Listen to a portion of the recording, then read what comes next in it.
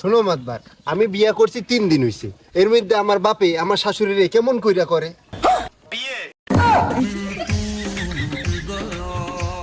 তোর সকালে লাত্তি দিয়া তোর ডেকে আমি ভাত কাপুর চাই। কিরে সালাম ভাই, কামডা করলা কি? এত লজ্জা দিস না দি, হে ওমরে চাইছে মুইও হেরে চাইছি। এটাও কি সম্ভব? আমার বাপে যদি আমার শাশুড়িরে বিয়া করে তাহলে আমার বউ আমার বাপের মাই হয়ে গেল না? আর আমি তো হের আগের থেকে পোলা আছি, তাহলে আমার বউ আর আমি ভাই বোন হয়ে গেলাম না? হে প্রভু, তাইলে তো সম্পর্কের মধ্যে করাত বাজছে। এ মনি, একটু মানাই শোনাই নে না। কেমনে মানায় নিমু? আমার শ্বশুর বাড়ি আমার বউর শ্বশুর বাড়ি একই জায়গায়। শুধু কি তাই, আমার বাপের শ্বশুর বাড়ি আমার শ্বশুর বাড়ি তাও এক জায়গায়।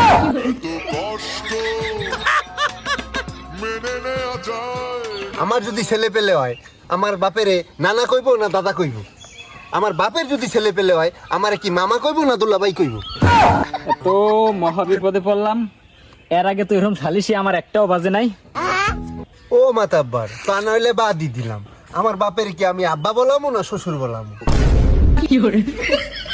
এ আমি কি কঠিন প্রশ্নের সম্মুখীন হলাম রে। এ গেদু, তুই নাইলে একবারে ডেডি ক। আমি না হয় ডেডি কইলাম, আমার বউ আমার আব্বারে কি শ্বশুর কইবে না আব্বা কইবে? আর যে কুলাইতে পারলাম না।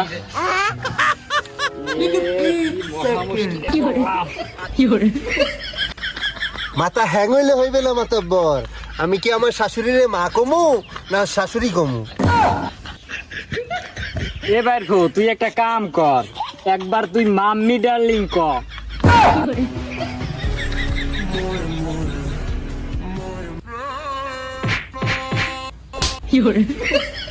দুইজন একবারে মানিয়ে চুনিয়ে নে রে বাবা। আমারও তো সংসার আছে, আমার বাড়ি যাইতে হইবে বাবা। তুমি নইলে বাড়ি গেলে, আমি বাসায় গেলেই মনে হইতেছে আমি বাড়ি আইলাম না শ্বশুর বাড়ি আইলাম। বিশ্বাস কর বাইরফো, মুইও কইতে পারি না। ও সালাম ভাই, তোমার সেটাই তক্তা মেরে দেব। তুমি কি এটা একটা কামের কাম হল্লা?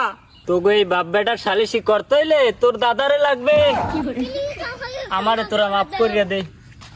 আরে আমি জানো কেডা?